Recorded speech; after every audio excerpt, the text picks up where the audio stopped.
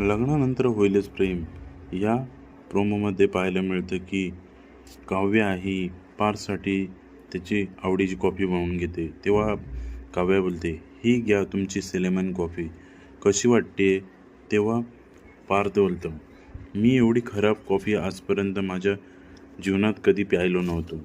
दुसरीकडे पाहायला मिळतं की नंदिनी ही पेपर वाचत असते. त्यामध्ये एक पॅम्पलेट आलेलं असतं आनंद निवासचं. तेव्हा ती जीवाला बोलते, आज मी पेपर वाचत होते, त्यामध्ये आनंद निवासचं ऑप्शनचं पॅम्पलेट आलं होतं. तेव्हा जीवा बोलतो, ह्या कागदाच्या तुकड्यामध्ये एवढी ताकद नाही. त्यावर नंदिनी बोलते की म्हणजे ऑप्शन होणार होतं ते तुम्हाला अगोदरपासूनच माहीत होतं. पुढे पाहायला मिळेल की आनंद निवासमध्ये नंदिनी ही ऑप्शनमध्ये नक्की काय होणार, तर पाहायला विसरू नका.